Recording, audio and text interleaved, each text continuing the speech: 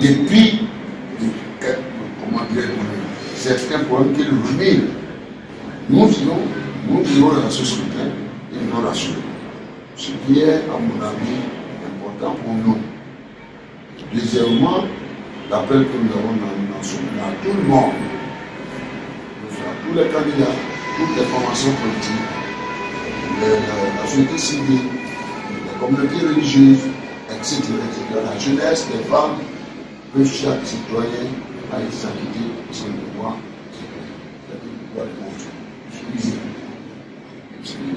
c'est la clinique de Trump. Et dans le calme total, de manière à ce que, pour nous, quelque chose vrai, que le scrutin vraiment, que le scrutin puisse propulser encore ce Sénégal en route pour son émergence. Actuellement, on a besoin de la paix. C'est pour ça que lorsque la gouvernance électorale est ratée, ça qui est une des sources de déstabilisation. Mais par la grâce de Dieu, tout se passera bien. C'est pourquoi on tenait vraiment à voir le candidat et à te voir et dire enfin, quel est le sentiment au titre de l'état-major Sonko, qu'est-ce que vous tient à cœur? Quel est votre sentiment sur le processus? On a besoin de vous écouter, comme nous l'avons fait avec les autres. Nous consignons cela. Puisque nous allons rencontrer le président, attention, c'est la position, c'est ce qu'on a entendu. Naturellement, il y a la volonté d'introduire quelques réformes, depuis le parrainage, etc., n'est-ce pas? Au niveau du principe, les réformes, à tout moment, avec les mutations qui affectent le monde, et toute nation a besoin de faire des ajustements et des réformes. On va peut-être la question de consensus, etc. Pour un avenir sur notre consultation électorale. À l'avenir, le Grand Sénégal puisse approfondir encore sa démocratie. Donc voilà en fait l'objet de notre présence ici. Et au-delà des relations personnelles que nous avons, c'est la politique. Mais je pensais que Pierre excelle dans l'architecture. J'ai appris que Pierre se retrouve sur notre terrain, qui va observer. Voilà, merci beaucoup. Je suis certainement de dynamo du ministère. Monsieur le ministre. Merci, monsieur le président. Je crois qu'on ne pas se répéter. La question de l'Union africaine partage l'introduction faite par le président Boumediene. Et je dirais simplement que nous sommes venus vous écouter. Merci.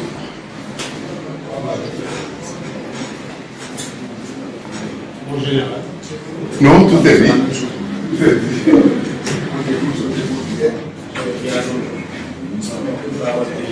Il à mes côtés.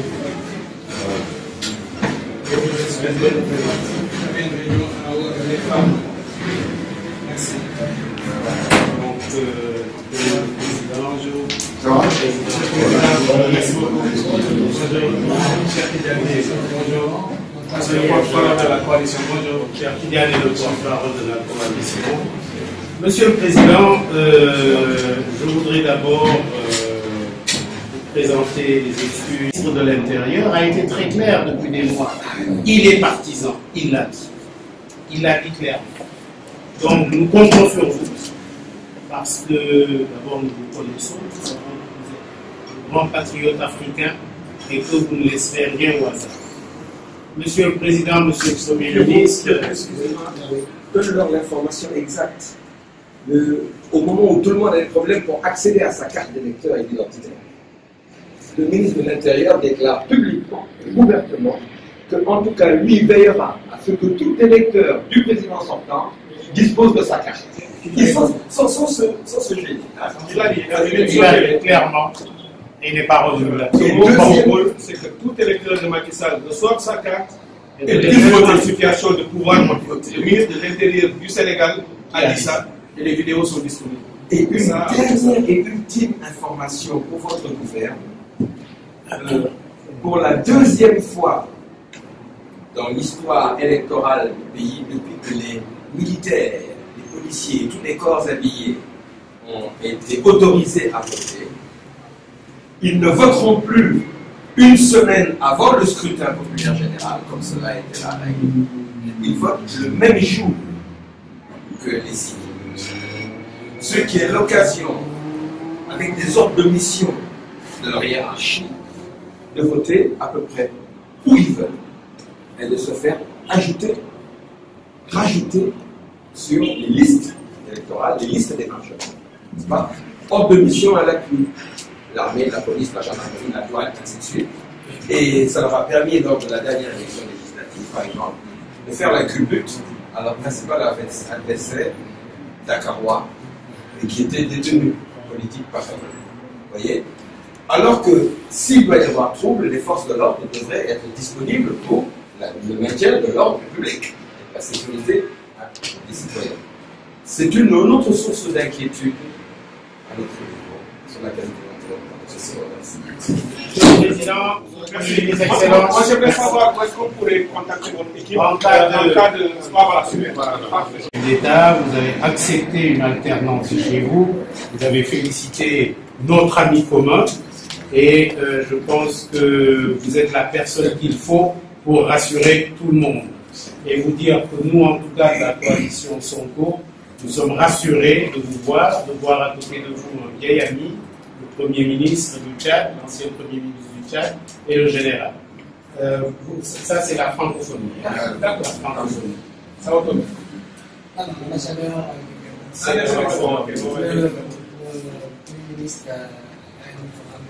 Très bien. Donc, Monsieur le Président, nous voilà rassurés. Je voudrais également vous rassurer.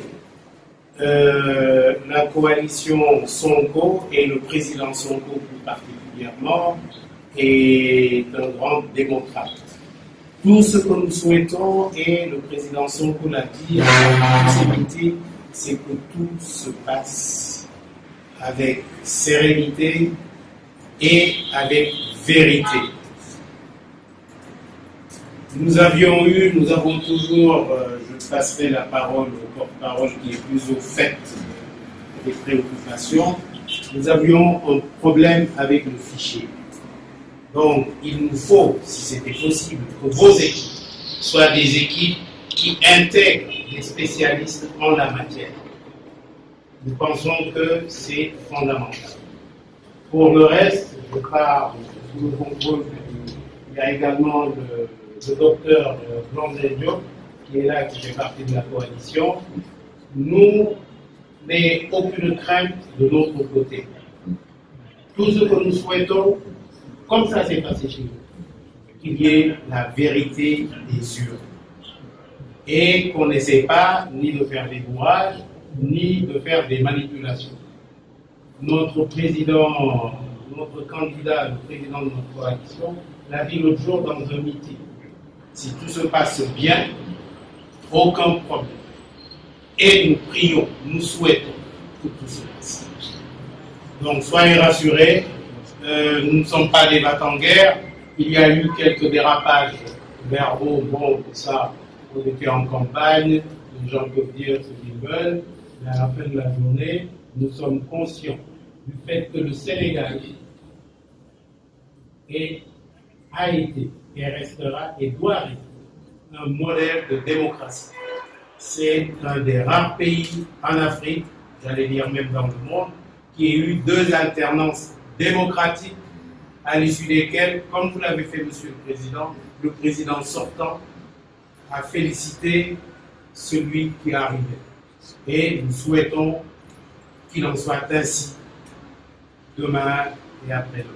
Je vais peut-être laisser le porte-parole compléter un peu parce que lui, il est plus au fait de la situation actuelle. En tout cas, je vous remercie encore une fois et vous pensez bien que je suis très heureux de voir de vieux amis. Rassurez-vous, la politique pour moi, c'est terminé après. Je ne vais pas continuer vos projets. C'est un virus quand ça vous passe. Non, pas cher. Moi, mon virus, c'est l'architecture. Merci. Avec un départ définitif. Pour le moins, retraite tactique. Une retraite tactique. mais, puisque nous sommes presque sûrs que nous allons l'emporter, je serai à côté du président pour lui prodiger mes conseils. Absolument, absolument. Merci beaucoup, Pierre. Merci, Monsieur le Président, Messieurs les Premiers ministres, Mesdames et Messieurs les membres de la délégation. Nous sommes très heureux, comme il l'a dit. Je ne peux pas être long, puisqu'il a dit l'essentiel déjà. Nous avons appris l'arrivée de votre mission. Je suis de très près aussi, et le président Sonko également. Et dans la coalition, il y a de grands militants de l'intégration africaine, l'intégration régionale CEDEAO en particulier, mais l'intégration africaine en général. Et nous sommes toujours très heureux quand nous sommes en face de frères et sœurs d'Afrique pour faire de la surveillance électorale et nous aider le Sénégal à franchir un nouveau cap. Parce que je sais que c'est cela qui vous solide. C'est ce que le peuple veut. Le peuple sénégalais ne voudra pas ou n'accepterait pas que la classe politique l'amène dans des directions violentes. Parce que le peuple n'est pas comme ça. Il ne l'a jamais voulu. Par son action, par sa détermination et par ses ambitions, le peuple a toujours fait en sorte qu'on ait eu des élections pacifiques. On a dû avoir 2 alternances déjà qui ont été saluées de partout dans le monde et c'est ce que nous voulons avoir pour cette fois-ci. Et notre rêve, hier nous étions jusqu'à 3h du matin avec le président Ousmane Sonko à évaluer le parcours avant d'aller vers l'élection. La chose qu'il a encore dit, c'est que nous souhaitons que lundi matin, chaque Sénégalais puisse entrer dans son bus, prendre son véhicule et aller à son travail comme on l'a toujours fait. C'est ce que nous souhaitons. Et il l'a redit. Il a dit, faisons tout ce que nous pouvons pour que lundi matin, comme nous avons l'habitude de le faire, que notre pays continue de fonctionner. Et que les gens nous appellent de partout pour nous dire, nous vous félicitons, vous avez encore réalisé ce que nous avons encore dit. C'est ce que nous voulons faire. Nous pourrons y arriver, bien entendu, si nous restons dans la vérité et dans la justice. Nous savons que nous avons une coalition dirigée par un jeune. Si vous avez suivi la campagne, vous verrez aussi que nous n'avons pas que les jeunes, mais beaucoup de jeunes sont revenus ou se sont réengagés en politique, ont commencé à la politique grâce ou à la faveur de ce que Ousmane Sonko est en train de faire. Et ces jeunes sont demandeurs de quelque chose. Ils sont venus massivement dans cet espace pour que la démocratie soit une réalité effective. On a eu des soubresauts ces dernières années que nous avons tous dénoncés.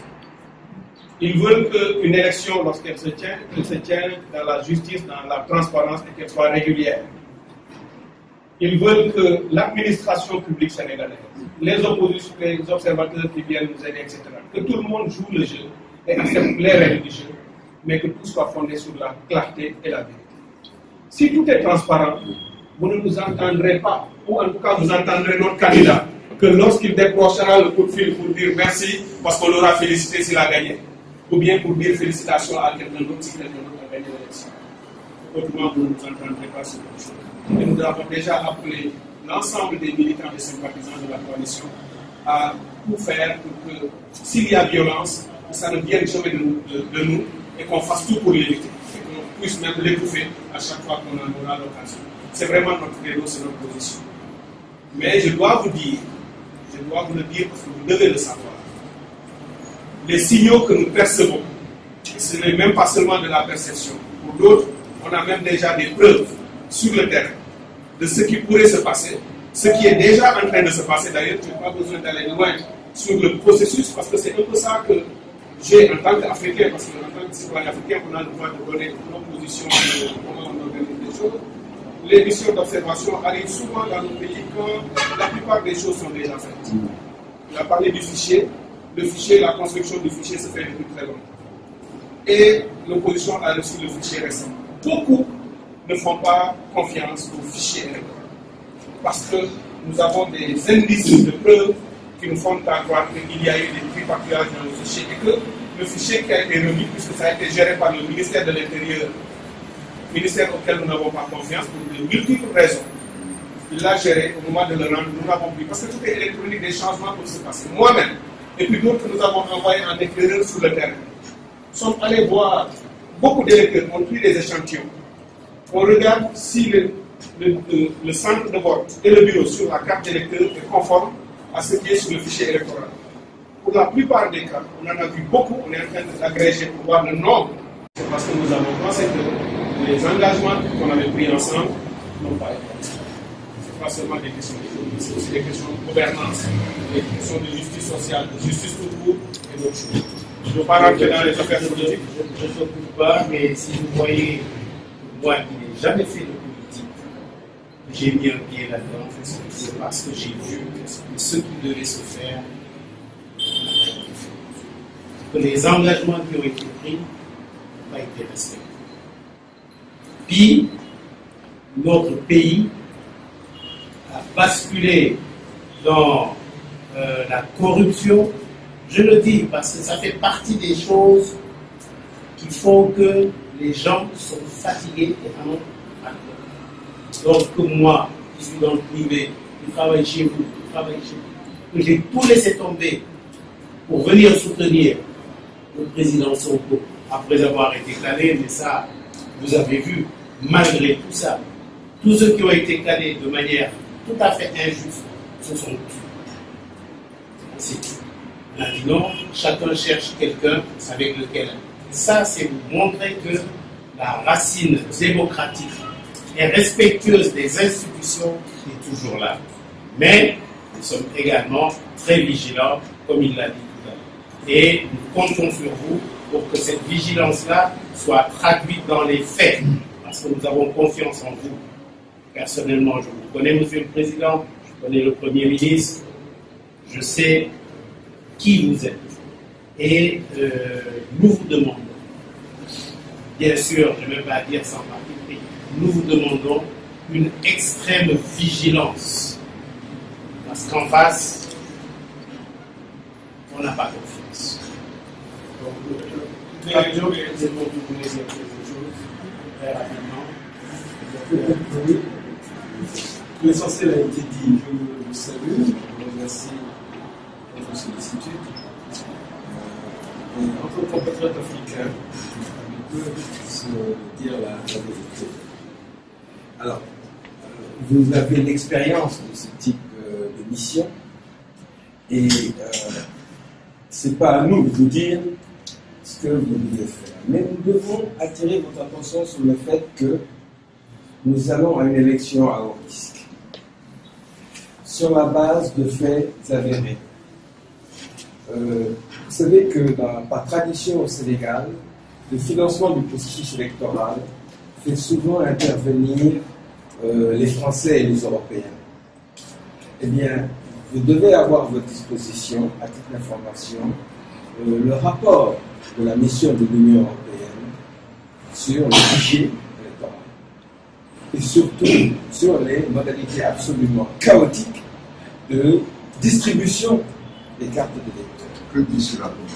Ce rapport dit par exemple que une fois que le fichier a été consolidé et les cartes d'électeurs, parce que nous avons des nouvelles cartes CEDEAO qui sont à la fois des cartes d'électeurs et des cartes d'identité, elles ont été tirées par la direction de l'autorisation des fichiers. Contrairement à la loi et à la tradition, il n'y a pas eu un tri systématique de ces cartes avant distribution et en présence du représentant de la Commission électorale nationale autonome. Le rapport le dit. Et évidemment, il ne peut pas être démonté puisque c'est factuel. Il faut savoir qu'il y a eu un changement, une permutation absolument illégale du président de la CELA, l'ancien président de la CELA, qui a été remplacé par un autre magistrat, plus jeune, qui depuis a été atteint par la limitage, mais qui a été maintenu et qui fait preuve, disons, d'une certaine complaisance, au point qu'on compte plus maintenant sur les observateurs africains que sur la commission qui est légalement chargée de la supervision et du contrôle des procédures électorales. Alors, en un mot, il y a deux choses fondamentales sur lesquelles nous aimerions attirer votre attention à l'ouverture du scrutin. Mais son nom n'est pas sur cette liste, il ne vote pas. Parce que tout ce qu'il pourra faire, c'est retourner sur Internet pour regarder. Ça nous est arrivé aux élections législatives. Moi-même, dans le bureau, lorsque j'ai fait les vérifications, on ne pouvait plus accéder au site Internet. Parce que le site ne marchait pas. On me dit que vous n'êtes pas sur ce bureau. Je dis, mais ma carte me dit que je suis là. Ou bien même que j'ai toujours voté là. On me dit, mais cette fois-ci, vous n'êtes pas sur le fichier. Si tu veux aller chercher, est-ce qu'on t'a changé ailleurs? n'accèdent pas aussi. Ce n'est pas possible. Et ça, ce sont des germes qui peuvent amener des jeunes à être frustrés. Aux élections législatives, j'ai vu des dames pleurer parce que l'acte de vote est un acte citoyen très fort. C'est le seul moment où, en tant que citoyen, tu viens dire « je dis mon mot, je participe au choix ». Si on te l'enlève, après avoir fait 1 heure à 2 heures de rang, tu arrives au bureau, on te dit « c'est pas ton nom, n'est pas là », tu es très frustré. Quand j'ai dit des dames en pleurs parce qu'elles ne savaient pas quoi faire. Elles ne pouvaient pas les aider parce qu'on n'avait pas accès au site. Ça ne marche pas. On nous disait c'est embouteillé, le site ne fonctionne pas. Qu'est-ce qu'on peut faire? Alors ça, c'est encore en train de se passer. Beaucoup d'électeurs ne sont pas dans les bons bureaux parce que la carte ne correspond pas au fichier. Ça, on ne sait pas pour le moment le nombre. Parce que si c'était à l'échelle du territoire, c'est peut-être des milliers ou des centaines de milliers qui pourraient ne pas voter. Pour quelles raisons nous sommes en train de vérifier tout ça? On ne peut pas rentrer dans des spéculations gratuites, mais nous sommes en train de suivre ça. Deuxième élément que nous sommes en train de suivre, c'est les cartes multiples. Nous avons vu des preuves qui sont venues de Touba, de Ziguinchor et de Kaolack sur des personnes qui ont reçu plusieurs cartes. Parce que souvent, on dit la maman est membre du parti au pouvoir, mais le fils aîné et les deux autres fils sont dans l'opposition. Des jeunes qui sont dans ces collectivités ont trouvé chez leur maman, chez leur tante ou d'autres, des gens qui avaient 2 ou 3 cartes d'électeurs de centres de vote différents. Ça veut dire que la personne peut voter le matin à un bureau, il rentre, il fait l'encre indélébile, après il va laver, on sait comment l'encre est. Et puis dans les bureaux, souvent les gens ne vérifient même pas quand quelqu'un rentre, est-ce qu'il a déjà voté ou pas. Il suffit juste de venir ou quand il va voter. Et l'après-midi, la même personne va aller dans. On ne sait pas pour le moment, sur l'échelle de l'étendue du territoire, combien de personnes ça peut concerner, mais on a déjà vu nous-mêmes les cartes, on sait que ça existe, on a des preuves et des vidéos.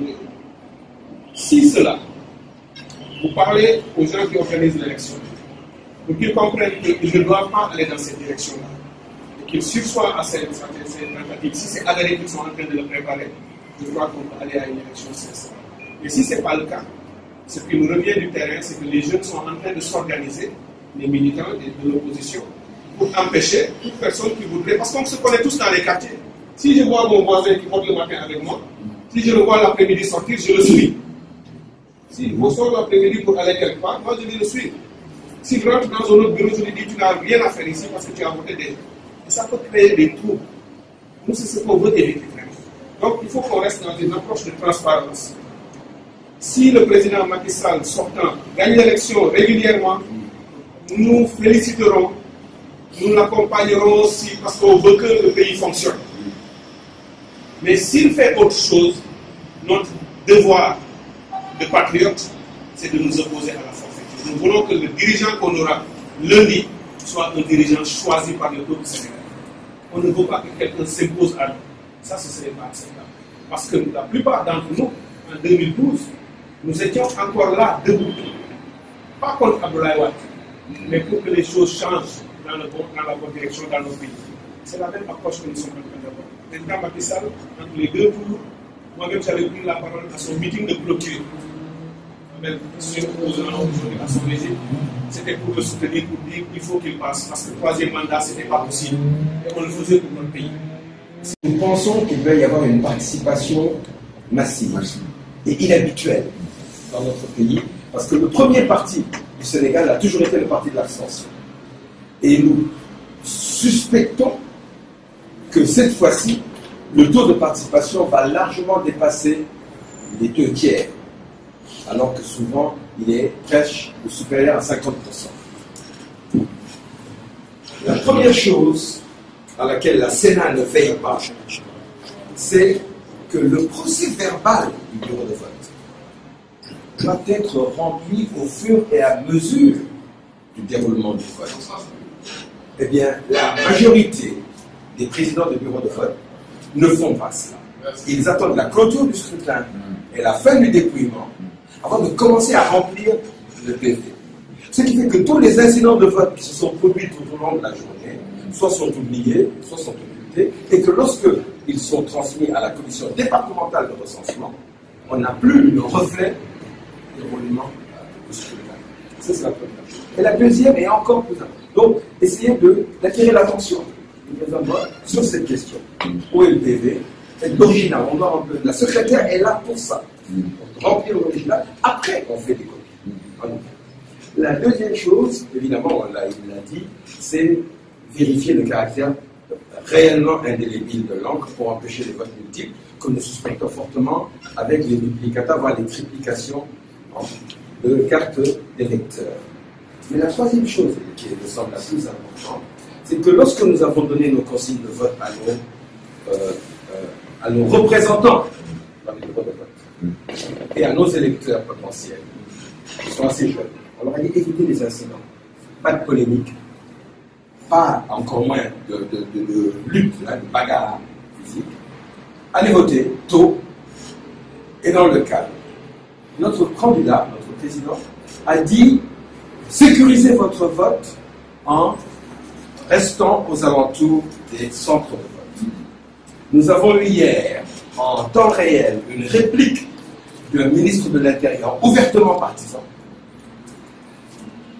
qui a fait savoir qu'un déploiement inhabituel de forces de l'ordre et de sécurité veillerait à interdire tout regroupement. Il n'a même pas dit tout attroupement. Alors, notre réplique à cette mesure administrative a consisté à rappeler à nos partisans que tout électeur a le droit d'être scrutateur d'après le code électoral dans le bureau de vote où il a exprimé son choix. Et qu'on n'a pas le droit de l'exclure de l'observation et du contrôle du dépouillement du vote, contrairement à ce qui s'est fait à la législative, où on a vidé les bureaux de vote, fermé les portes et après sorti pour afficher des résultats. Nous voudrions que cette disposition légale, qui n'a pas été modifiée dans le code électoral, soit respectée pour que nous puissions contrôler le décompte des voix et que nous puissions valider, ne serait-ce que par notre silence, les résultats qui seront, selon la loi, proclamés et affichés devant chaque bureau de vote au sein des différents bureaux de vote.